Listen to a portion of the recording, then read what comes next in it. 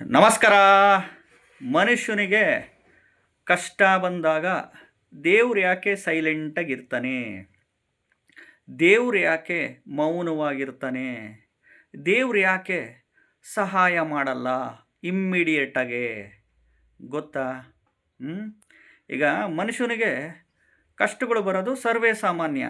ಹಣಕಾಸಿನ ಸಮಸ್ಯೆ ಬಂದಾಗ, ಸಾಲ ಬಾಧೆ ಸಮಸ್ಯೆಗಳು ಬಂದಾಗ, ಅನಾರೋಗ್ಯದ ಸಮಸ್ಯೆಗಳು ಬಂದಾಗ, ಆಕ್ಸಿಡೆಂಟುಗಳು ಆದಾಗ, ಎಸ್ಪೆಷಲಿ ದುಡ್ಡಿನ ಸಮಸ್ಯೆಗಳು, ಸಾಲದ ಸಮಸ್ಯೆಗಳು, ಆಸ್ತಿ ಸಮಸ್ಯೆಗಳು, ಅನಾರೋಗ್ಯದ ಸಮಸ್ಯೆಗಳು ಬಂದಾಗ, ಆಕ್ಸಿಡೆಂಟ್ಸುಗಳು ಅಪಘಾತಗಳು ಆದಾಗ ದೇವರು ನೋಡಿಕೊಂಡು ಇದನ್ನೆಲ್ಲ ಸೈಲೆಂಟಾಗಿರ್ತಾನೆ, ಮೌನವಾಗಿರ್ತಾನೆ. ಯಾಕೆ ಗೊತ್ತಾ? ದೇವ್ರು ಯಾಕೆ ಇಮ್ಮಿಡಿಯೇಟಾಗಿ ಕೈ ಹಿಡಿಯಲ್ಲ, ಸಹಾಯ ಮಾಡಲ್ಲ? ಹೇಳ್ತೀನಿ. ವಿಡಿಯೋನ ಪೂರ್ತಿ ನೋಡಿ, ಸ್ಕಿಪ್ ಮಾಡೋಕ್ಕೆ ಹೋಗ್ಬೇಡಿ. ವಿಡಿಯೋನ ನೋಡ್ತಾ ಇದ್ದವರು, ಮೊದಲನೇ ಬಾರಿ ನೋಡ್ತಾ ಇದ್ದವರು ಚಾನಲ್ನ ಸಬ್ಸ್ಕ್ರೈಬ್ ಮಾಡ್ಕೊಳ್ಳಿ, ವಿಡಿಯೋನ ಲೈಕ್ ಮಾಡ್ಕೊಳ್ಳಿ, ಐಪ್ ಬಟನ್ ಇರುತ್ತೆ ಪ್ರೆಸ್ ಮಾಡ್ಕೊಳ್ಳಿ, ಈ ವಿಡಿಯೋ ಶೇರ್ ಮಾಡ್ಕೊಳ್ಳಿ. ಈಗ ಮನುಷ್ಯನಿಗೆ ಹಣಕಾಸಿನ ಸಮಸ್ಯೆ ಇರ್ಬೋದು, ಸಾಲ ಬಾಧೆ ಸಮಸ್ಯೆಗಳಿರ್ಬೋದು, ಆಸ್ತಿ ವಿಚಾರದಲ್ಲಿ ಸಮಸ್ಯೆ ಇರ್ಬೋದು, ಅನಾರೋಗ್ಯದ ಸಮಸ್ಯೆ ಇರ್ಬೋದು, ಏನೇ ಆದರೂ ಮನುಷ್ಯ ಬೇಡ್ಕೊಳ್ಳೋದು ದೇವ್ರಿಗೆ ಮಾತ್ರನೇ. ದೇವ್ರ ಮೊರೆ ಹೋಗೋದು ಸಹಜ. ಸ್ತೋತ್ರಗಳು ಹೇಳ್ಕೊಂತಾನೆ, ಪೂಜೆ ಮಾಡ್ತಾನೆ, ಮಂತ್ರ ಹೇಳ್ತಾನೆ, ದೇವಸ್ಥಾನಕ್ಕೆ ಹೋಗ್ತಾನೆ, ಪುಣ್ಯಕ್ಷೇತ್ರಗಳಿಗೆ ಹೋಗ್ತಾನೆ, ಉರುಳು ಸೇವೆ ಮಾಡ್ತಾನೆ, ಉಪವಾಸ ಮಾಡ್ತಾನೆ, ಹರಕೆ ಹೊತ್ಕೊಳ್ತಾನೆ, ಕಾಲ್ನಡಿಗೆ ಮಾಡ್ತಾನೆ, ಪಾದಯಾತ್ರೆ ಮಾಡ್ತಾನೆ, ಹೋಮ ಯಾಗ ಯಜ್ಞ ಅನುಷ್ಠಾನ ವ್ರತಗಳು ಎಲ್ಲ ಮಾಡ್ತಾನೆ. ಬೇಡ್ಕಂತಾನೆ, ಕೇಳ್ಕಂತಾನೆ, ಅಳ್ತಾನೆ, ನೋವು ಪಡ್ತಾನೆ, ಕಿರ್ಚಾಡ್ತಾನೆ, ಹರ್ಚಾಡ್ತಾನೆ. ಯಾಕೆ ದೇವರು ಇಮ್ಮಿಡಿಯೇಟಾಗಿ ಸಹಾಯಕ್ಕೆ ಬರಲ್ಲ? ಯಾಕೆ ಸೈಲೆಂಟಾಗಿರ್ತಾನೆ? ದೇವರು ಮೌನವಾಗಿರ್ತಾನೆ, ಯಾಕೆ ಸಹಾಯಕ್ಕೂ ಬರಲ್ಲ ಗೊತ್ತಾ? ನೋಡಿ, ನಾವು ಎಕ್ಸಾಮ್ ಬರೀತಿರ್ತೀವಿ, ಎಕ್ಸಾಮ್ಸ್ ಬರೀತಿರ್ತೀವಿ.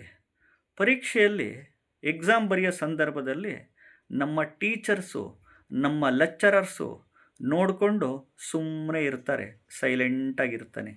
ಹೆಂಗೆ ಬರೀತಾನೆ ಇವನು, ಎಷ್ಟು ಬರೀತಾನೆ ಅಂತ ನೋಡ್ತಾ ಇರ್ತಾರೆ. ಅದೇ ರೀತಿ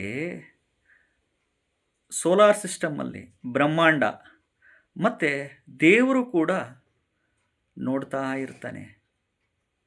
ನಮ್ಮ ಕುಲದೇವರಾಗಿರ್ಬೋದು, ನಮ್ಮ ಮನೆ ದೇವರಾಗಿರ್ಬೋದು, ನಮ್ಮ ಇಷ್ಟವಾದ ದೇವರೇ ಆಗಿರ್ಬೋದು, ನೋಡ್ತಾ ಇರ್ತಾನೆ. ಇವನು ಏನು ಮಾಡ್ತಾನೆ ಇವಾಗ, ಇವಳು ಏನು ಮಾಡ್ತಾಳೆ?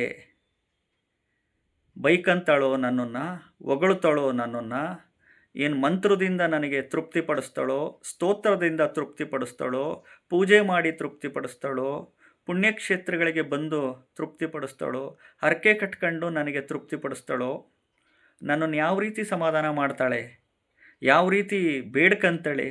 ಇವಳು ಅರ್ಚಾಡ್ತಾಳ, ಇವನು ಅರ್ಚಾಡ್ತಾನ, ಕಿರ್ಚಾಡ್ತಾನ, ನನಗೆ ಬಾಯಿಗೆ ಬಂದಂಗೆ ಬೈಕಂತಾನ, ಇವನು ಏನು ಮಾಡ್ತಾನೆ, ಇವಳು ಏನು ಮಾಡ್ತಾಳೆ ಇವಾಗ ಅಂತ ಪರೀಕ್ಷೆ ಮಾಡ್ತಾ ಇರ್ತಾನೆ.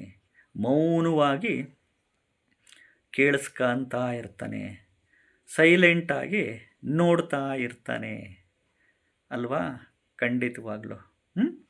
ಯಾಕೆಂದರೆ ಇದು ದೇವರ ಮೇಲೆ ನಂಬಿಕೆ ಇದ್ದವರು ಮಾತ್ರ ಚಾನಲ್ನ ಸಬ್ಸ್ಕ್ರೈಬ್ ಮಾಡ್ಕೊಳ್ಳಿ. ನನ್ನ ಚಾನಲ್ನ ದೇವ್ರ ಮೇಲೆ ನಂಬಿಕೆ ಇಲ್ಲದವರು ಚಾನಲ್ ಸಬ್ಸ್ಕ್ರೈಬ್ ಮಾಡ್ಕೊಳಕ್ಕೆ ಹೋಗ್ಬೇಡಿ, ವಿಡಿಯೋ ಲೈಕು ಮಾಡೋಕ್ಕೆ ಹೋಗ್ಬೇಡಿ, ಶೇರು ಮಾಡೋಕ್ಕೆ ಹೋಗ್ಬೇಡಿ, ಐಪ್ ಬಟನ್ನು ಪ್ರೆಸ್ಸು ಮಾಡೋಕ್ಕೆ ಹೋಗ್ಬೇಡಿ.